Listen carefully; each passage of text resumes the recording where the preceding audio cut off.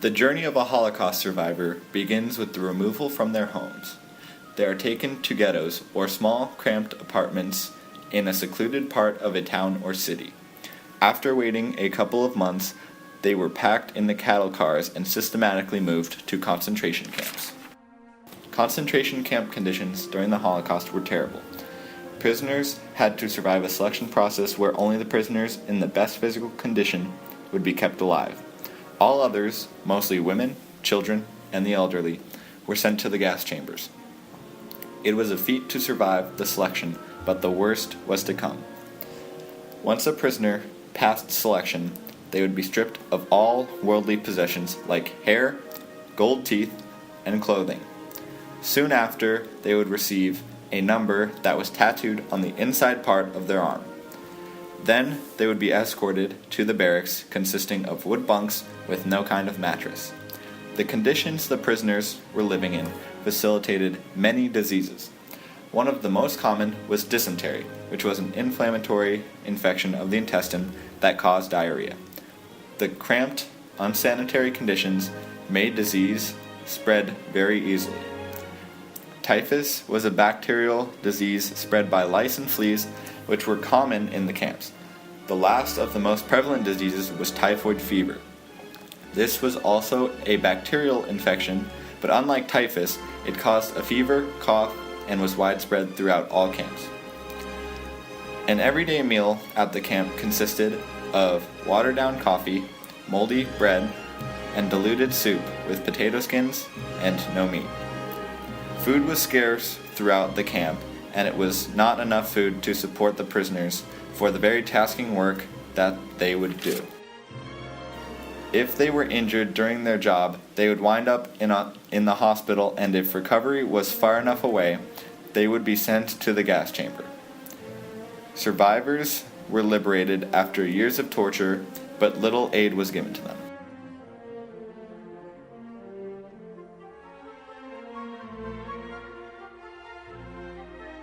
A large number of deaths were caused in the hospitals too. Many deaths were due to unsterile medical supplies or the lack of trained nurses and doctors.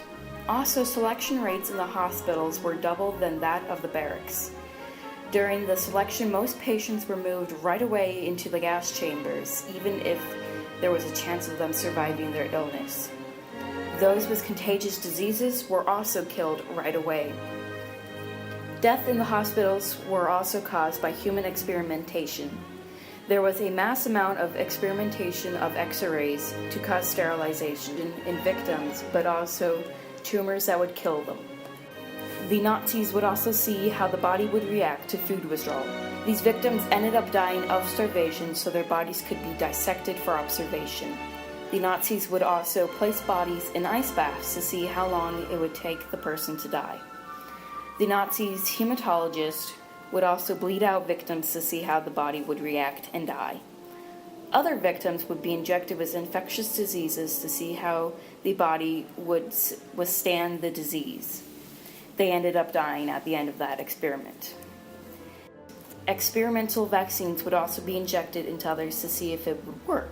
The victims usually ended up dying due to the vaccines being poorly constructed. Other substances would be injected to test the toxicity, usually causing tumors, inflammation, and death. There was also the infamous Dr. Joseph Mengele. He was known for experimenting on twins and dwarves. Once he was done with one twin, he would kill both by injecting chloroform straight into their hearts.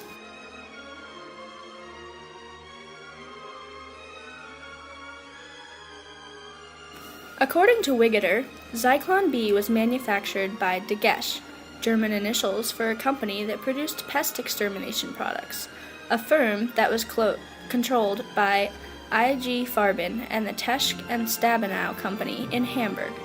For ease of delivery, the substance was transported in crystalline form. When used in the gas chambers, the crystals were dropped through a resealable hatch. When the crystals came into contact with the air, they turned into a deadly gas.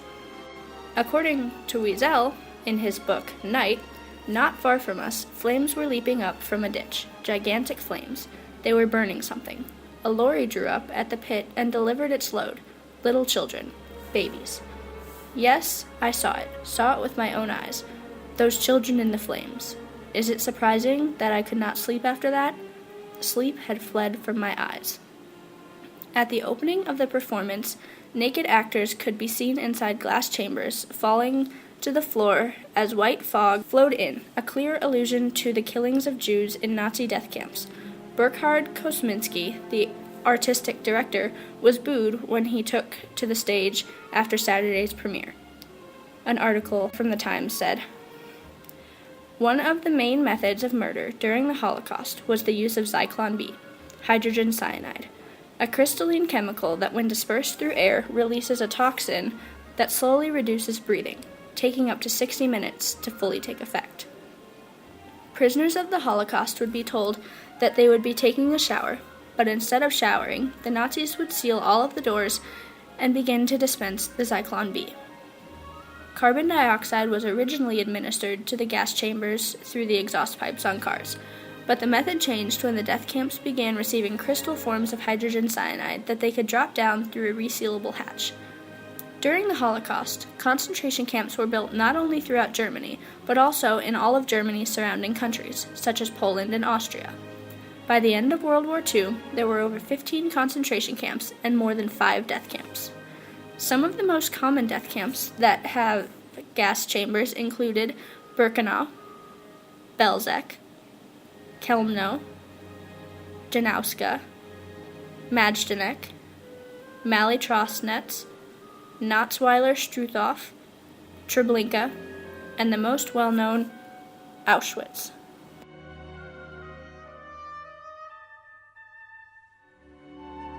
One of the methods for exterminating the Jews was mass shootings. The officers of the camps would have the Jews dig graves. Sadly for the Jews, these graves would become theirs.